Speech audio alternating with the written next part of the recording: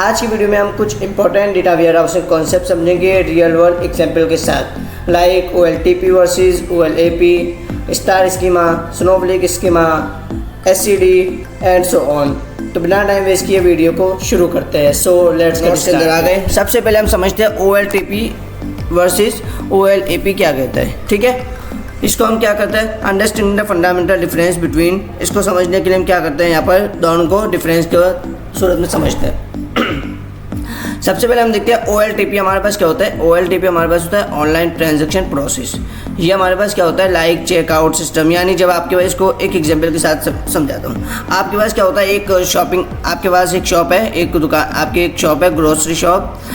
आप इसको हैंडल करते हो, यानी जब आपके पास डे टू डे बेसिस के ऊपर जब आपके शॉप से किसी ने कोई आइटम ख़रीदा, किसी आइटम को ख़रीदा, तो ये सिस्टम क्या करता है, यानी जो आपका डेटाबेस है वो क्या करता है, जैसे कोई सिस्टम को अपडेट करते रह रहे हैं। यानी कोई ग्रॉसरी कमी तो वहाँ पे काउंट हो गई, यानी सपोज़ मैं आपको कोई ग्रॉसरी के अंदर कोई चीज़ परचेज़ हुई, तो ये सिस्टम क्या करता है, उसको हैंडल करता है डे टू डे बेसिस के ऊपर। यानी क्या चीज़ कॉस्ट हुई, यानी क्या चीज़ परचेज़ हुई और कितने इसके वो क्वांटिटी रह गई है, वो सारी चीज़ क्या करता है, हैंडल करता है ऑनलाइन ट्रांजैक्शन प्रोसेस, यानी डेली बेसिस के ऊपर जो काम होता है। अब ये क्या होता है हमारे पास, प्रोसेस इंडिविजुअल ट्रांजैक्शन इंस्टेंटली, यानी जो हमारे पास डेली बेसिस के ऊपर काम होता है वो इंस्टेंटली हैंडल करता है। हैंडल स्मॉल फास्ट ऑपरेशन, यानी जो एक ऑर्डर गया फिर दूसरा ऑर्डर गया, तो बार बार ये क्या करता है, इसको ये छोटे छोटे टास्क को हैंडल करता है।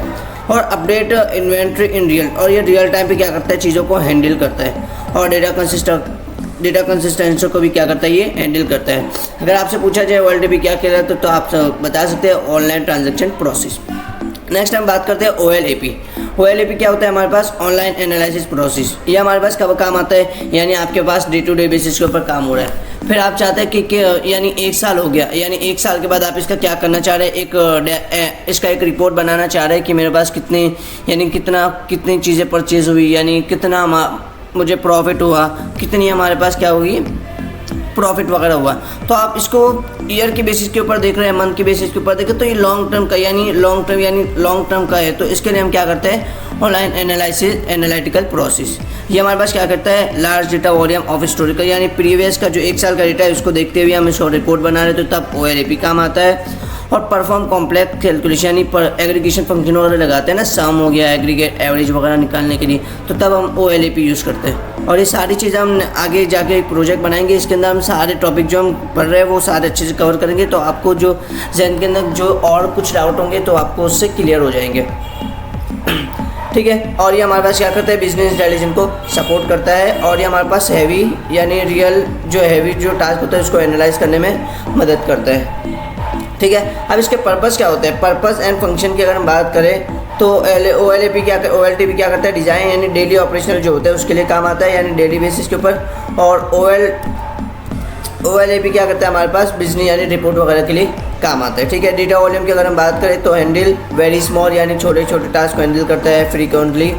और ये OLAP क्या करता है हमारे पास, लार्ज एग्रीगेट फंक्शन के ऊपर बात करें जो हमने यहाँ पे देखा हुआ है। ठीक है, और यहाँ पे हमारे पास क्यूरी अगर पैटर्न की बात करें तो सिंपल यानी फास्ट ऑपरेशन होता है, जैसे क्रिएट, रीड, अपडेट, डिलीट, ये चीज़ें अगर हम करना चाहते हैं तो हम OLTP यूज़ करते हैं। ठीक है, और OLAP क्या करता है, कॉम्प्लेक्स हैवी क्यूरीज को हैंडल करता है, लाइक एग्रीगेट फंक्शन करना, अमाउंट वगैरह बताना। तो ये प्रीवियस हिस्टोरिकल डेटा को देखते हुए ये काम करता है। अब आपको ये चीज़ें तब समझ आती है जब आपके जहन के अंदर कुछ सवाल हो और फिर उस सवाल का आपको जवाब मिले, तो इस तरीके से हमारे पास चीज़ें अच्छे से क्लियर होती है। तो यहाँ पे मैंने आपके लिए 2 सवाल रेडी किए। तो सबसे पहले आप क्रिटिकल थिंकिंग का जो सवाल है, why would an OLTP system struggle with the complex reporting, यानी OLTP क्या करता है हमारे पास, यानी अगर हमारे पास हैवी रिपोर्ट वगैरह बनानी होती है, यानी कोई हैवी रिपोर्ट वगैरह बनानी होती है, तो इसके लिए हमारे पास OLAP काम आता है, ऑनलाइन एनालिटिकल प्रोसेस। तो इसके लिए हमारे पास ये OLTP क्यों इसकी मदद करता है, तो इसका जवाब ये कि because OLTP system are optimize small. ठीक है, optimize small, fast transaction, not heavy, scan for aggregation, running complex report.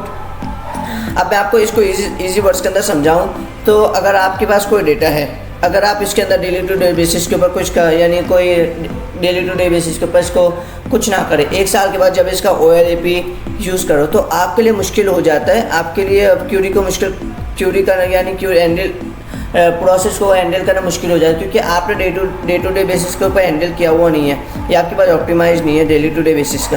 तो इसलिए हमारे पास OLTP क्या काम करता है, डेली टू डे बेसिस के ऊपर ये हमारे पास छोटे छोटे टास्क को वो हैंडल करता है। फिर जो हमारे पास जब हम बाद में जब बड़े टास्क के ऊपर मूव करते हैं तो हमारे पास तब हम हैंडल करना इसके रिपोर्ट वगैरह बनाना आसान हो जाता है। तो इसलिए हमारे पास OLTP यूज होता है। ठीक है, नेक्स्ट सवाल है हमारे पास for analysing last year top selling product, यानी आपको क्या करना है, लास्ट ईयर के टॉप सेलिंग प्रोडक्ट यानी मंथ वाइज बताना है।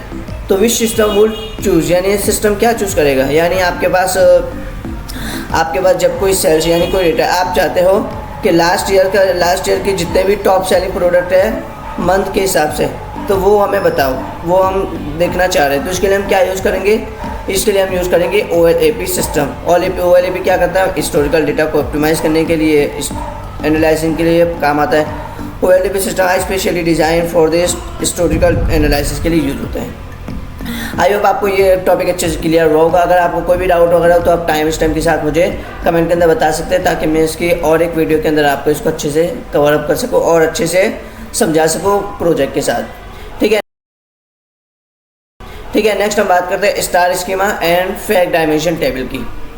ठीक है, अब स्टार स्कीमा क्या होता है, star schema is one of the most common design in data warehousing, यानी डेटा वेयर हाउसिंग के अंदर बहुत ही अहम रोल होता है फैक्ट डायमेंशन का और स्टार डायमेंशन का।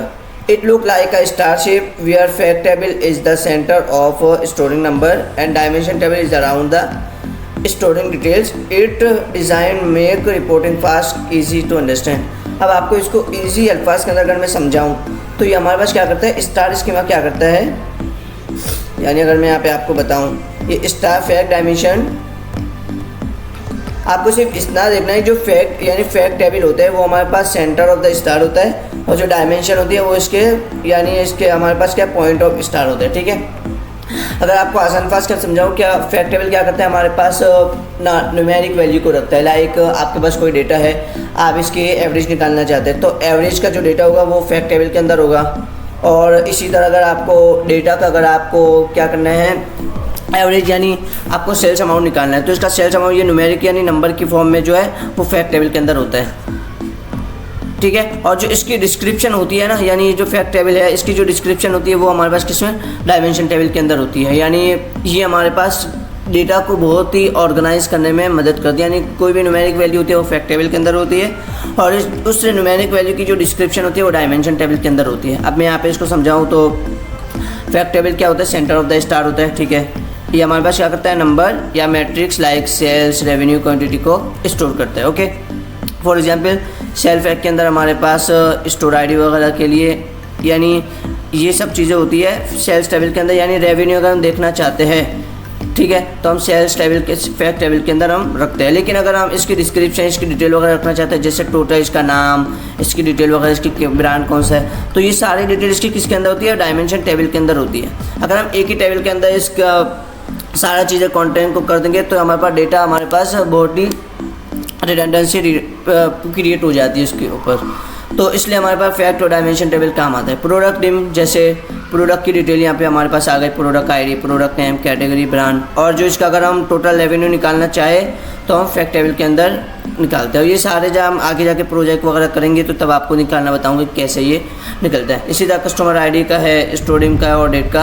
आपको सिर्फ इतना याद रखना है कि आपको फैक्ट टेबल क्या होता है, सेंटर ऑफ द स्टार, यानी हमारे पास न्यूमेरिक और मैट्रिक्स वैल्यू रखता है, और डायमेंशन टेबल हमारे पास क्या होता है, स्टार की पॉइंट होता है, जो हमारे पास और जो फैक्ट टेबल के अंदर जो सेल्स वगैरह होते हैं उसकी डिस्क्रिप्शन रखते हैं। ठीक है, ओके, करार रहे।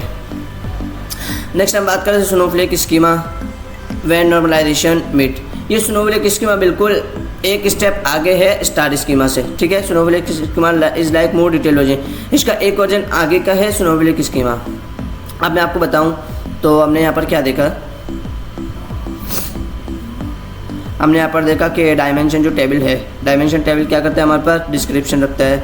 ठीक है, product name, customer, store name, dim date, ये सारी चीज़ें हमारे पास डिस्क्रिप्शन। अब ये एक इसको भी और ऑप्टिमाइज करने के लिए हमारे पास क्या होता है, स्नोफ्लेक स्कीमा होता है। ठीक है, स्नोफ्लेक स्कीमा क्या करता है, हमारे पास स्टार अप्रोच की तरह ही होता है। हमारे पास प्रोडक्ट नेम के अंदर डीनॉर्मलाइज यानी इस फॉर्म के अंदर होता है। तो अगर हम बात करें यहाँ पर प्रोडक्ट के अंदर डिनॉर्मलाइज के फॉर्म के अंदर, तो product ID, product name, category, brand, ये सारी चीज़ हमारे पास ये मिक्स है, यानी प्रोडक्ट भी कैटेगरी भी ये सारी चीज़ें मिक्सअप होती है, तो वो डिनॉर्मलाइज कहलाती है। अगर इसको अच्छे फॉर्म के अंदर हम करना चाहते हैं तो यानी स्टार स्कीमा इस तरीके से होता है। अब स्नोफ्लेक स्कीमा क्या करता है, इसको भी अलग अलग कैटेगरी में कर देता है, यानी प्रोडक्ट का अलग डेटा, कैटेगरी का अलग डेटा, इस तरीके से हमारे पास क्या करता है, ये प्रोडक्ट करता है। ठीक है, स्नोफ्लेक स्कीमा अप्रोच क्या होता है इसका, नॉर्मलाइज फॉर्म के अंदर ही करता है। Product ID, product name, category ID, category brand, supplier ID, ये सारी अलग अलग जो कैटेगरी है उसको अलग अलग रखता है, ताकि हमारे पास डेटा हमारे पास एफिशिएंसी मूव हो। तो इस तरीके से हमारे पास ये स्नोफ्लेक स्कीमा वर्क करता है। अगर इसके स्टोरेज की बात करें तो स्टोरेज के अंदर हमारे पास रिमूव रिपीटेड वैल्यू को रिमूव करता है ये। और कैटेगरी डिम यानी क्यूरी कॉम्प्लेक्सिटी की बात करें तो हमारे पास मल्टीपल जॉइंट टेबल को यानी हमारे पास क्या होता है, टू गेट फुल इन्फॉर्मेशन ले सकते हैं प्रोडक्ट वगैरह की। इसके बाद मेंटेनेंस की बात करें तो ईजी यानी अपडेट करना ईजी हो जाता है। आप इसके एडवांटेजेस को पढ़ लेना कि किस तरीके से हमारे पास ये काम आता है। ये स्टार स्कीमा के फ़ायदे और स्नोफ्लेक स्कीमा के फ़ायदे। ठीक है, नेक्स्ट हम बात करते हैं स्लोली चेंजिंग डायमेंशन के बारे में। एससीडी हमारे पास बहुत ही अहम होता है हिस्टोरिकल डेटा के लिए। मान लो आपके पास रियल टाइम के लिए हमारे पास रियल लाइफ एग्जांपल है, कस्टमर और प्रोडक्ट की डिटेल है, ऑफन चेंज ओवर टाइम, यानी कस्टमर और प्रोडक्ट की डिटेल चेंज होती है। तो the change it to keep historical accurate, यानी आपके पास कोई डेटा है, जैसे आपके पास कस्टमर का और प्रोडक्ट का डेटा है, आपके पास चेंज नहीं हुआ, ठीक है, आगे जाके वो चेंज होता है। यानी आपके पास स्नोफ्लेक एसक्यूएल के अंदर आपके पास डेटा है, यानी डेटाबेस के अंदर आपके पास डेटा है, फिर आप इसको चेंज करते हैं। तो अब जब भी डेटा चेंज होता है तो जो प्रीवियस जो पुराना डेटा होता है वो गायब हो जाता है, वो रिमूव हो जाता है, ठीक है, ऑटोमेटिकली। तो इसको आपको हैंडल करने के लिए, यानी आप चाहते हैं कि प्रीवियस डेटा भी हमारे पास रहे, तो वो हमारे पास होता है हिस्टोरिकल डेटा, तो उसको हैंडल करता है एससीडी। अब इसके अंदर क्या होता है हमारे पास, इसके अगर हम प्रॉब्लम की बात करें तो एलाइस इज़ अ कस्टमर, यानी एलाइस एक कस्टमर है ई कॉमर्स के। मैं आपको रियल वर्ल्ड बिजनेस प्रॉब्लम की बात बताऊँ, ठीक है। She moves from London to Paris, वो लंदन में रहती है, लंदन से वो पेरिस के अंदर मूव हो रही है।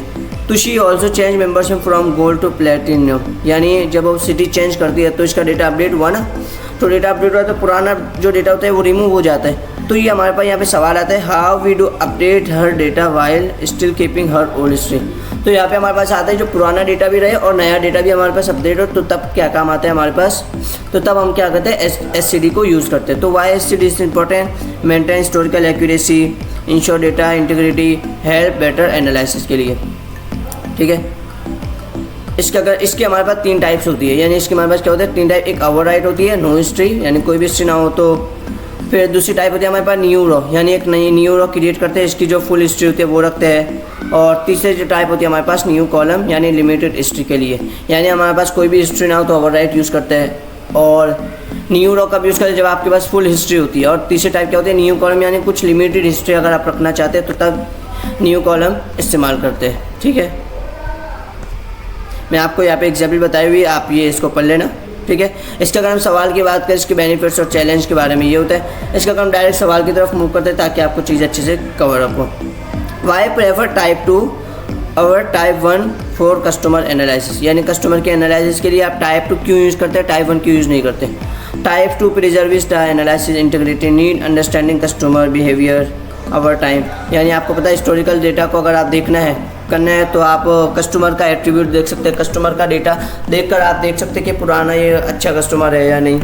तो इसलिए हम टाइप 2 यूज़ करते हैं, क्योंकि टाइप 1 हमारे पास कोई भी हिस्टोरिकल डेटा नहीं रखता है, इसलिए हम टाइप 2 यूज़ करते हैं।